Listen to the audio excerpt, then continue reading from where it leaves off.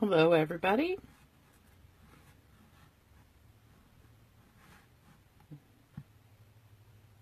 Just want to show this doodle pumpkin that we had featured in our recent zine or ebook. And you can certainly purchase our zine on our store. You can click that on the link above, or you can go to ourcreativesouls.wordpress.com. Now, every single one of these that you're seeing on the front, all of these doodles, are listed in the zine. But today, I wanted to talk about a bonus zine that isn't in the zine. A bonus, because you can tell I didn't do the entire back. And what's super fun is as you get going with this and more confidence, you can pick and choose over time even. I started this last year. And I've just added a little bit when I have time or when I feel the need to go ahead and add some more doodles to this pumpkin. But from the front, there's enough to make it very cool. And then if, as you go along, each day you can rotate it and get different doodles in a different look. This is very dark, which is super cool, but maybe you're feeling the spider webs and the candy corn better. Now, another interesting thing is you can try some of these doodles in different pen widths. Now, I am using an IdentiPen. This is way better to work with than a Sharpie. And is this a real pumpkin, you may ask? No. This is a carvable craft pumpkin. It just doesn't say much here. It says don't put it near a flame. But it came from Hobby Lobby. And I got it at the clearance sale after Halloween because, why pay full price? So let's look at today's bonus. One of my favorite things to draw that's really kind of spooky is a variation on this very big spiral and a variation on the curl with a leaf here, which I use a lot in my free motion quilting. But what we're going to do here is just little curls. And you can make them as big or as little as you want. Now, the key to some tips is you can tell sometimes as you're floating between these molded ribs, don't have them all right in the middle. Make some of them like partial. Make them move back and forth. Now, I did one curl on the top, and I'm thinking, I don't like that thin tip. Let's go ahead and use the fatter width on the end. Much thicker, and you can always go back over. You start. What's super cool about this is it fills in pretty quick. And the key to doodling is just repeating the pattern over and over. And as you get going along, you think of all kinds of fun things. Oh, look, I decided to change. If you change the direction and you change the size, it adds more interest. Now, oh, you might think you ruined it. They touched here. No, no worries. We're just going to make it a little bit bigger. Some of them might touch. Some of them may. Oh, look, I ran out of space. So I'm going to make it look like it floated off the edge. And really and truly, you can make them as little or as tight as you want. What I like about this is it's kind of modern and contemporary. Super, super simple. And I look, as I go, I just sometimes stop and assess, and I look, there's a little gap here. Can you see that gap? What do I want to do? My favorite thing to fill a gap is dots. Just put dots every once in a while, randomly.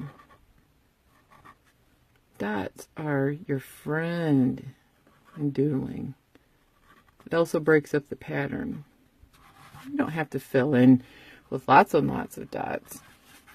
Now, something that I don't particularly want on this pumpkin, but I've seen it done and it's really cute, is using a metallic Sharpie. And you could have silver or gold. Now on this one, it blobbed on that edge. So I am going to fill it in.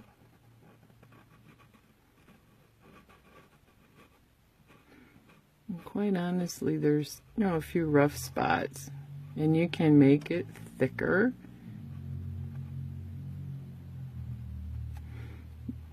Down to thinner. Now that looks really different. Maybe I should do that up here just to kind of help make a little bit of consistency. But every once in a while, you have one that's thick to thin.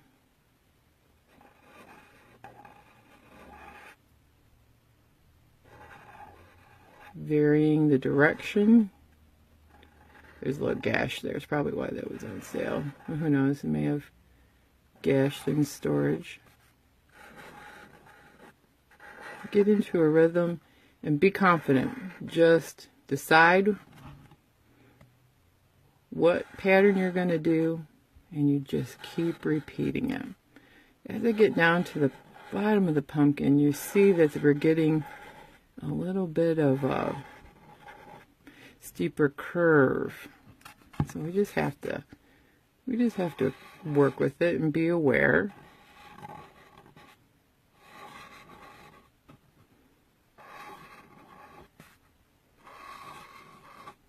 And I go all the way to the bottom of the pumpkin. Now you gotta be aware also that it takes a second for this ink to dry. So I don't run my finger back over it right away. Once I get to the bottom, since this is kind of wet, I want to start adding some dots. And then as I get to the top, my little polka dots might be dry.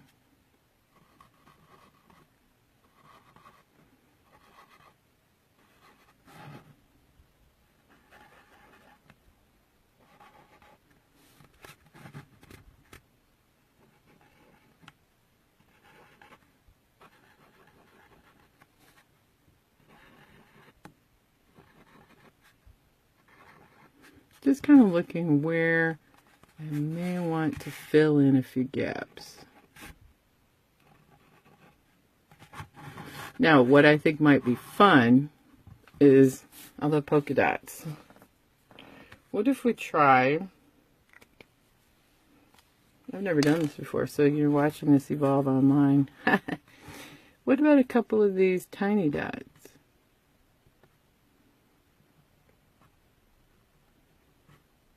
Just little ones, like in here.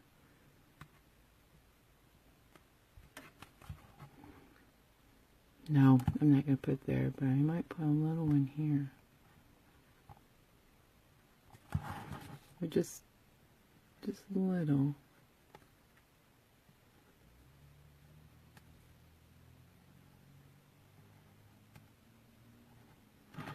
The thing about doodles, you have to sometimes restrain yourself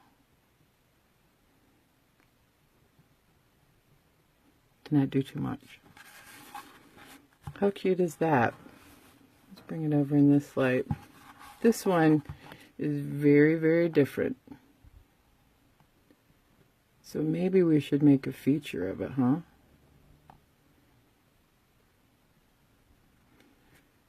I'm just trying to round off uneven edges. Make it more curly.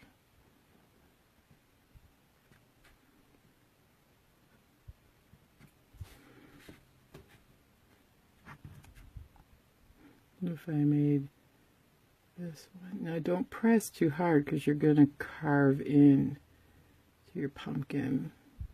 So I'm just trying to mimic this thick line just every once in a while, just to try to, like this one's kind of thick, make it look like well,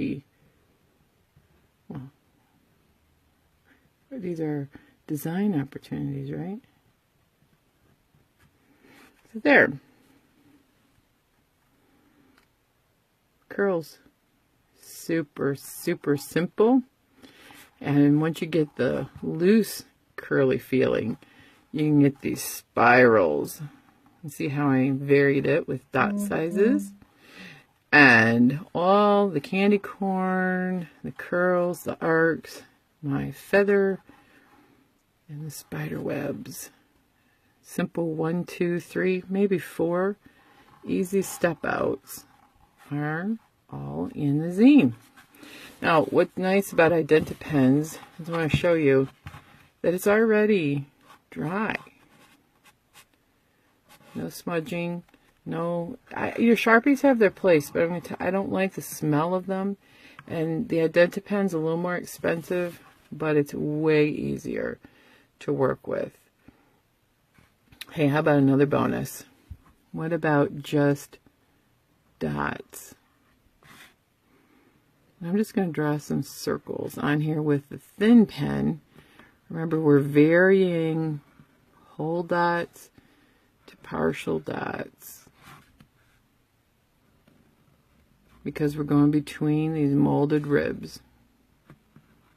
Also vary the size.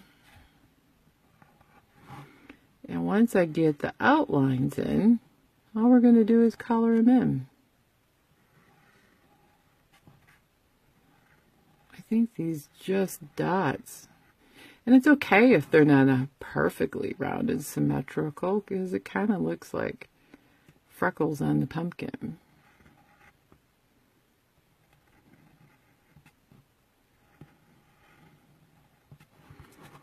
Now, you could choose to leave them uncolored, or you may choose, let's see what it looks like just to color a couple of the small ones in.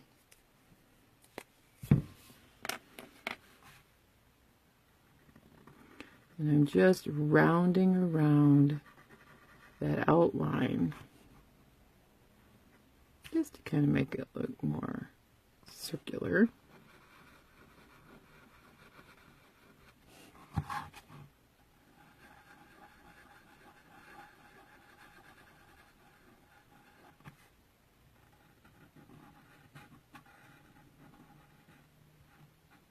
And just you work with the imperfections of the pumpkin. I kind of like the look that they're not all colored in. Now, wouldn't it be fun to just do this partial?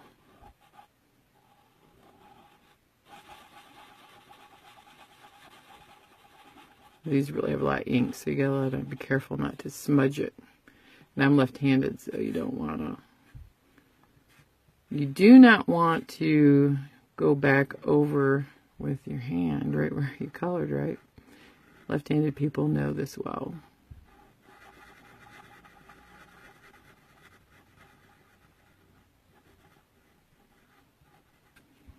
I think I'm going to make this one on top.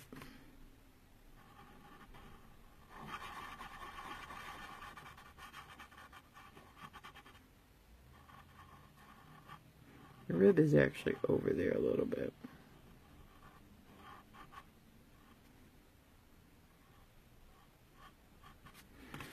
So there we have it. Polka dots. Let's keep making it more spooky.